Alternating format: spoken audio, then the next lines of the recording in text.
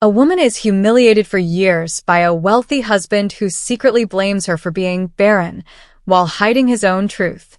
One night, at a luxury dinner packed with investors and high-status guests, she silently places a sealed envelope beside his wine glass. Inside that envelope is a truth so explosive, so reputation-shattering, that within minutes, the man who once insulted her loses everything he built on lies. Arya had been quiet for most of her life, the kind of quiet that wasn't weakness, but survival. She married Ethan believing silence could protect a marriage, believing patience could heal anything. But nothing prepared her for the words he once threw at her, words that settled in her chest like broken glass. He didn't shout them. He didn't even look emotional when he said it. He simply adjusted his cufflinks one morning, glanced at her with a cold, dismissive half-smile, and said, "You'll never give me a family. You're barren." There was no argument. No dramatic scene. Only the sound of something inside her collapsing so silently that even she didn't realize how deep the wound went. For months after that, she moved through the house like a ghost of herself, present but fading, trying to be everything he wanted while believing she wasn't enough. But the thing about truth is that it never dies quietly. It waits. The day the truth found her, it didn't come with thunder or discovery. It came in the form of forgotten paperwork tucked behind a stack of insurance forms in Ethan's study. She hadn't been snooping. She had only been searching for a simple receipt. But sometimes fate has its own timing. Her fingers brushed against a hidden folder, and when she opened it, her breath caught like she had been struck. The report was unmistakable. Medical tests, lab results, his name, his diagnosis. The reason they never had children wasn't her. It was him. It had always been him. Her hands shook as she read each line. Not because she was angry yet, but because she realized how deeply she had let him define her worth. Ethan had carried this truth alone, choosing to bury it and blame her instead. He had taken his insecurity and placed it on her shoulders, allowing her to drown with the weight of his lie. Arya sat down in his chair, feeling the world tilt. She wasn't imagining things. She wasn't misreading anything. The words were painfully clear. The dates, the signatures, the doctor's notes, it was undeniable. He knew, and he had known long before he ever accused her. For the first time in years, she felt her silence burning. But she didn't confront him. She didn't storm into the room demanding an explanation. She didn't throw the papers at him or scream or cry. She simply placed everything back exactly as she found it, with the precision of someone who had just made a decision she wouldn't reverse. She had no intention of destroying him out of revenge. Revenge was too small for the years she lost. No, she wanted clarity, respect, truth. And she wanted it on her terms, not his. That night, she watched him at dinner as he talked about business, made jokes about colleagues, and smiled like a man with a flawless life. She studied him quietly, realizing how effortlessly he lied to the world. His charm had fooled everyone, including her. But now, every polished gesture looked different. Every confident laugh sounded manufactured. The more she observed, the more she understood. Ethan believed he was untouchable, and that made the truth more powerful than anything she could have said. Weeks passed, and Arya continued living like she always had, at least on the surface. But her silence had changed. It was no longer fear, it was strategy. She watched him closely, noticing every slip, every arrogance, every moment he twisted the narrative about their marriage. Every time someone mentioned children in front of him, he would sigh heavily and offer a sympathetic little shake of his head, as if he carried a burden too heavy to explain. "She wants to keep trying," he would say. "But I think she's losing hope." Arya would just smile faintly. If they believed him, that was fine. For now. The opportunity she waited for arrived with an invitation, an upscale investor dinner hosted in a private hall known for its exclusivity. Ethan treated the event like a coronation. He spent days preparing, picking suits, rehearsing conversations, polishing his public image down to microscopic detail. Arya was expected to accompany him, as always. The perfect wife standing quietly beside him. This time she didn't mind. She chose a dress that wasn't flashy but elegant, the kind of elegance that speaks softly yet never disappears in the room. She looked composed, graceful, and absolutely unreadable. She slipped a single envelope into her small clutch purse before they left. Nothing written on the front, nothing to hint at its weight. Ethan didn't notice. Men like him rarely see what doesn't revolve around them. The venue glowed with gold lighting reflected off crystal glasses and polished marble. Soft conversations filled the air, the kind of laughter that came from people who believed their status protected them from real problems. Arya followed Ethan through the room as he shook hands, praised partners, and collected admiration like currency. But underneath all the luxury, she felt a stillness within her. A calm that only comes when the truth is ready to break free. When everyone finally settled into their seats, the dinner began with gentle music and well-rehearsed speeches. Ethan sat back confidently, enjoying every moment of attention.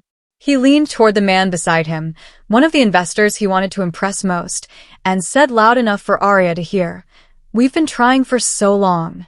It's heartbreaking, but nature has its limits." He didn't look at her. He didn't need to. This lie was a performance he had perfected. Arya reached into her purse, not rushing, not hesitating. Her fingers brushed the envelope, and she placed it gently beside Ethan's plate. No drama, no anger, just a quiet, deliberate gesture. Ethan glanced at it, confused.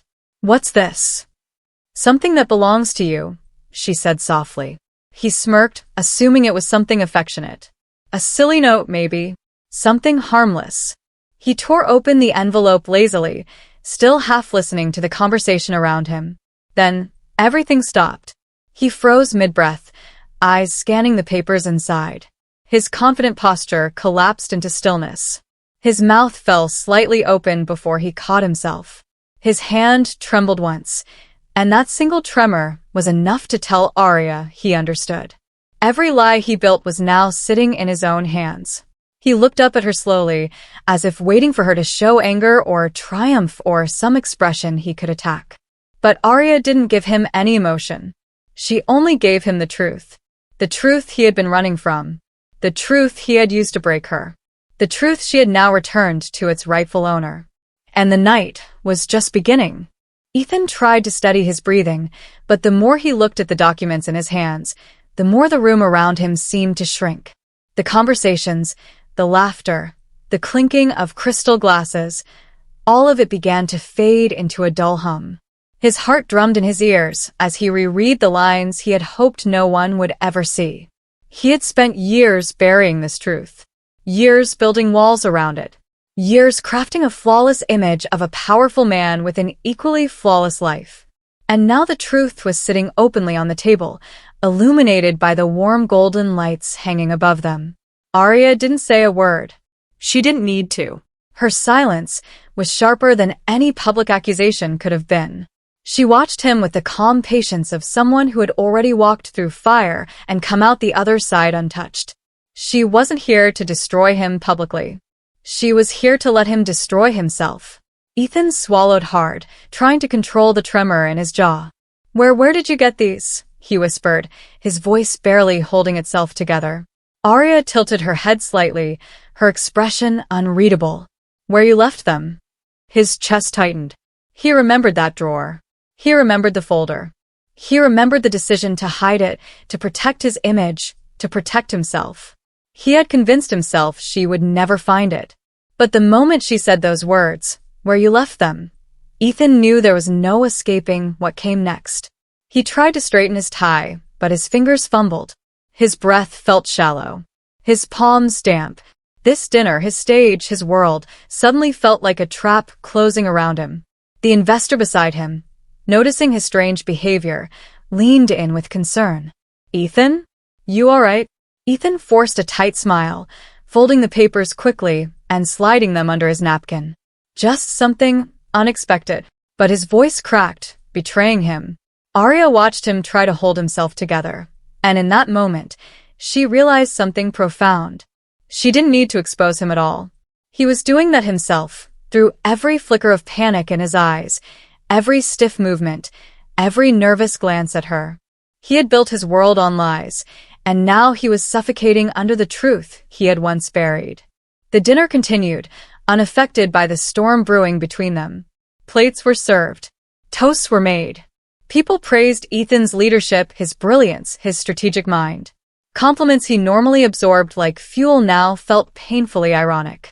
Arya picked up her glass, but didn't drink. Instead, she looked at Ethan the way a person looks at someone they finally see clearly, not with hatred, not with revenge, but with a quiet disappointment that stings far deeper than anger. He knew that look. He had never seen it directed at him before. He folded the papers again and again under the table, as if rewriting the truth with creases. Then he leaned toward her, speaking under his breath. "You shouldn't have brought this here." Arya's eyes met his without hesitation. "Where else should the truth be, Ethan?" He clenched his jaw, unable to respond. For years, he had manipulated the narrative. He had made her feel small, broken, incomplete. He told their families she was struggling. He let people pity her and admire him for staying with her, when he was the one hiding the real reason their home remained childless. Now, sitting among the very people whose respect he craved most, he felt a fear he had never known before. Not fear of losing business. Not fear of exposure. But fear of losing the control he had over the woman beside him. Arya turned her attention to the conversation happening across the table. People were discussing partnerships, travel, upcoming expansions. It was as if the entire room existed peacefully while Ethan's life unraveled quietly in front of him. He couldn't stop trembling. He reached for his water glass, but his hand shook visibly.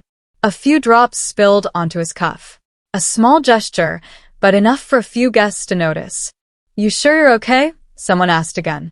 "I'm fine," he snapped too quickly.